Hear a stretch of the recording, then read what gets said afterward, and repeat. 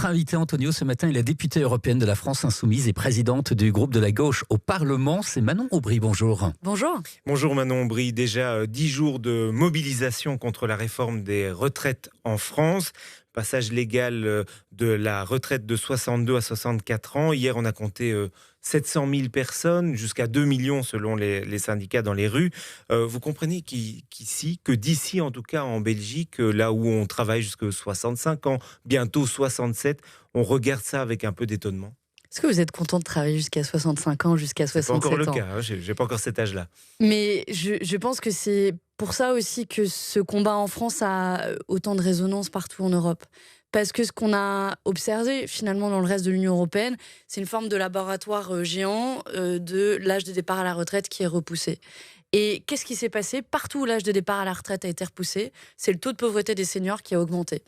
En Allemagne, il est 2 fois supérieur à celui de la France. Aux Pays-Bas, il a été multiplié par 3 au fur et à mesure qu'on reportait l'âge de départ à la retraite.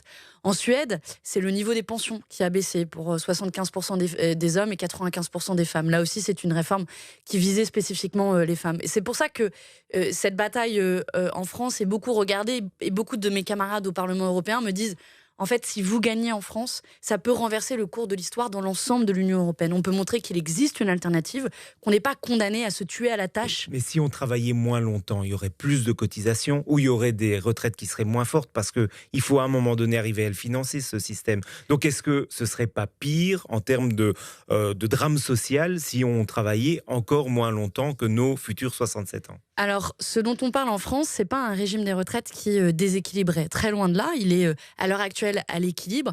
Et on planche, ou en tout cas le gouvernement planche sur un scénario d'un hypothétique déficit dans 10 ans. Oui. Pas tout de suite, mais il y a un vieillissement de 12 milliards d'euros. Donc c'est logique. De 12 milliards d'euros. Sauf qu'on reporte plus vite que la population ne vieillit. Et donc ce 12 milliards d'euros, dans 10 ans, qui ne représente que 0,1% du PIB, vous allez condamner 60 millions de personnes, c'est-à-dire la population française, à travailler 2 ans de plus, alors qu'il existe plein d'autres alternatives de financement qui sont des propositions qu'on a faites. Par exemple, il ne suffirait que de taxer de 2% les milliardaires en France et vous n'avez absolument plus aucun problème de déficit des retraites. De la même manière, on pourrait mettre à contribution les dividendes. Vous savez que la France est le pays champion d'Europe du versement de dividendes à ses actionnaires. Et ces dividendes n'ont pas le même taux de cotisation que les salaires. Voilà des exemples très concrets de manière dont on pourrait résorber un hypothétique déficit dans 10 ans plutôt que de condamner à la tâche des personnes à travailler au-delà de l'espérance de vie en bonne santé. Alors si on parle beaucoup des mobilisations en France, c'est aussi parce qu'il y a une radicalisation et de la répression également de la part des policiers ces derniers temps. C'est l'occasion pour vous, ces manifestations, de brandir un de vos combats préférés, c'est la lutte contre les violences policières. Vous avez déposé une résolution au Parlement européen pour lutter contre ces violences policières. Je dirais pas que c'est un de notre combat préféré. C'est par la force des choses qu'on y vient. Vous tapez souvent là-dessus dans vos différentes interviews. Mais pendant les 3 derniers mois, on ne s'est pas exprimé sur le sujet. Je ne sais pas s'il faut bien mesurer. La France est dans un des mouvements sociaux les plus forts de son histoire depuis mai 68. J'ai 33 ans, je n'ai jamais vécu de mobilisation sociale aussi forte par le nombre et par la durée. C'est la 10e journée de mobilisation qu'on a eue hier. On a eu à chaque journée de mobilisation 1, 2 ou 3 millions de personnes qui descendent dans la rue, des taux de grève extrêmement importants, des grèves reconductibles, 80% de la population qui s'y oppose, l'ensemble des syndicats qui s'y opposent, et on a Macron dans sa tour dorée qui dit circuler, il n'y a rien à voir. D'une façon générale, ça s'est bien passé. Exactement. Et en fait, on a eu vraiment un changement de doctrine de maintien de l'ordre depuis une semaine. Qu'est-ce qui s'est passé il y a une semaine ? Il y a eu l'imposition du 49.3. Alors c'est un article de la Constitution française qui pour le coup est un peu bizarre vu d'Europe. Ça court-circuite en fait les débats au Parlement. Mais et je ne sais pas si vous vous rendez compte. Sa réforme. En fait. On va nous imposer de travailler 2 ans de plus. Et vous attribuez à ça la radicalisation dans les rues, mais la radicalisation pour bien comprendre des l'article policiers. 40. Vous êtes sûr que ce n'est pas les manifestants qui se radicalisent ? Faisons dans l'ordre. D'abord, bien comprendre l'article 49.3, c'est quand même dans une démocratie moderne. C'est le seul pays, je pense, un des seuls pays, une seule démocratie moderne où on peut imposer aux gens une réforme aussi forte sans le vote de l'Assemblée nationale et du Parlement. Nous, mes collègues, ils me disent, mais vous êtes en Hongrie ou en Pologne ? Vous donnez des leçons d'état de droit, mais vous n'avez aucune procédure démocratique. Ma question, est-ce que c'est ça qui a imposer, entre guillemets, la violence dans les rues, ou est-ce que c'est pas une radicalisation des manifestants? Alors, ce qui s'est passé, c'est qu'on a passé un cran dans la mobilisation. Que les gens, au lieu de se donner rendez-vous tous les 10 jours pour des manifestations perlées, ils ont commencé à manifester tous les jours. Et c'est là où la répression a démarré, notamment parce que la jeunesse est entrée massivement dans le mouvement. Et la répression, ce sont des arrestations arbitraires, notamment de jeunes. Tous les soirs, des centaines de personnes qui sont arrêtées, qui passent des heures en garde à vue et qui sont relâchées, pour 90% d'entre elles, avec un seul objectif, d'intimider les manifestants. Ce sont des violences policières, une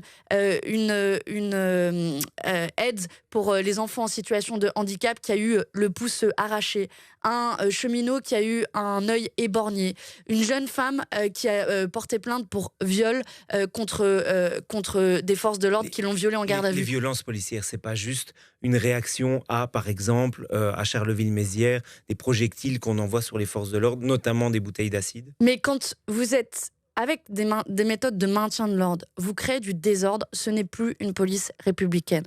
Ce week-end encore, il y a eu une grande mobilisation écologiste. Face à des Absolument pas. Vous savez, moi, j'ai jamais défendu la violence.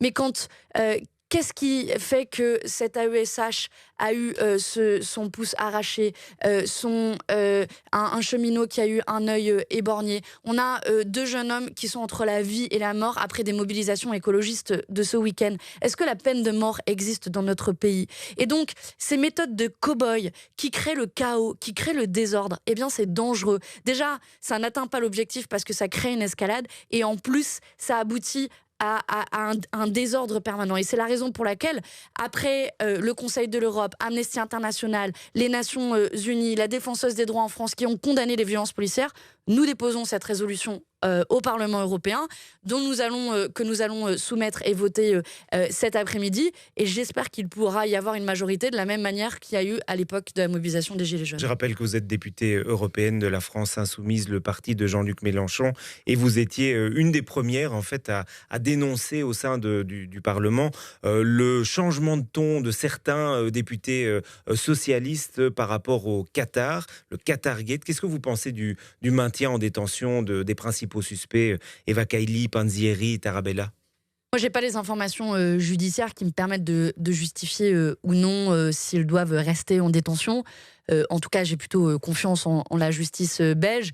Je sais que les conditions de détention émeuvent un peu la presse belge. Parce qu'on dit que Panzieri est dépressif, on parle de Tarabella en disant qu'il, pour l'instant, il utilise beaucoup les salles de fitness qui sont à sa disposition. Donc on a beaucoup d'informations sur leur façon de passer cette détention. Mais j'espère que vous aurez autant d'émotions et d'informations pour le commun des justiciables qui passent du temps en prison, et vous interrogerez de manière générale sur les conditions de détention en Belgique, qui ne sont peut-être pas le meilleur des exemples, et que vous aurez aussi autant d'émotions pour le nécessaire changement des règles au Parlement européen qui ont rendu possible un tel scandale de corruption, parce qu'à l'heure où je vous parle, on est 3 mois après que ce scandale ait éclaté, quasiment l'ensemble des demandes votées par notre Parlement ont été enterrées en rase campagne. En décembre, les députés européens disaient la main sur le cœur, il faut que ça change. Eh bien, 3 mois après, ça doit changer. Ça doit changer parce que dans un an, on va dire aux gens,